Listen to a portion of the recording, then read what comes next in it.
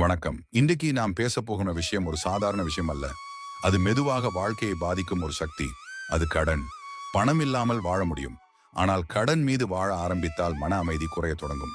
முதலில் அமைதி போகும், பிறகு தூக்கம் குறையும், அதன் பின் சந்தோஷம் மறையும். 2000 ஆண்டுகளுக்கு முன்பே சாணக்கியர் இந்த அபாயத்தை எச்சரித்தார். அவர் சொன்னது பணம் சம்பாதிப்பது பற்றி மட்டுமல்ல, வாழ்க்கையை காப்பாற்றுவது பற்றி. இன்று அந்த உண்மையை நாம் தெளிவாக பார்க்க போகிறோம். விதி 1. சம்பாதிக்காத பணம் உன்னுடையது அல்ல. நாம் இப்போது பயன்படுத்தும் சில பணம் நம் கையில் இருக்கலாம். ஆனால் அது நம் உழைப்பின் பலனா? அல்ல. அது எதிர்கால உழைப்பை முன்பணம் வாங்கியது. Credit card, personal loan, EMI இவை அனைத்தும் நாளைய வருமானத்தை இன்றே செலவழிப்பது. நாளைய உழைப்பை இன்றே விற்றுவிட்டால் நாளை சுதந்திரம் இருக்காது. விதி 2. சிறிய கடனை உடனே அணை. ஒரு சிறிய பில் வந்தால் அதை தள்ளி போடுகிறோம். அடுத்த மாதம் கட்டலாம் என்று நினைக்கிறோம். அதிலிருந்து வட்டி தொடங்கும், அழுத்தம் அதிகரிக்கும், அமைதி குறையும். தீ சிறிய போது அணைக்கலாம், ஆனால் அது பரவிய பின் கட்டுப்படுத்த முடியாது. கடனும் அதே மாதிரி. விதி 3. அமைதி இல்லாத செல்வம் செல்வம் அல்ல. கடன் கொண்ட வாழ்க்கையில் மன அமைதி குறையும், தூக்கம் குறையும், சண்டைகள் அதிகரிக்கும்.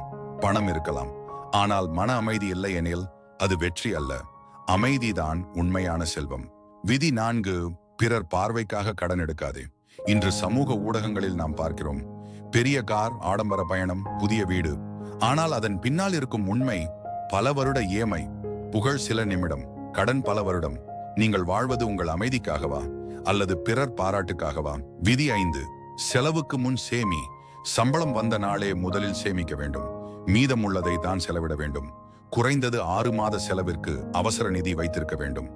தேவையற்ற கடன்களை தவிர்க்க வேண்டும். வருமானத்தை உயர்த்த முயற்சி செய்ய வேண்டும். ஒழுங்கான செலவு வாழ்க்கைக்கு பாதுகாப்பு தரும். விதி 6. ஒழுக்கம் கொண்டவன் மட்டுமே கடனின்றி வாழ முடியும். கடன் என்பது பண பிரச்சனை மட்டுமல்ல, அது ஒழுக்கத்தின் பிரச்சனை. இன்று கட்டுப்படுத்தாதவன் நாளை கட்டாயப்படுத்தப்படுவான். EMI வாழ்க்கையா அல்லது அமைதியான வாழ்க்கையா? முடிவு இன்று உங்கள் கையில்.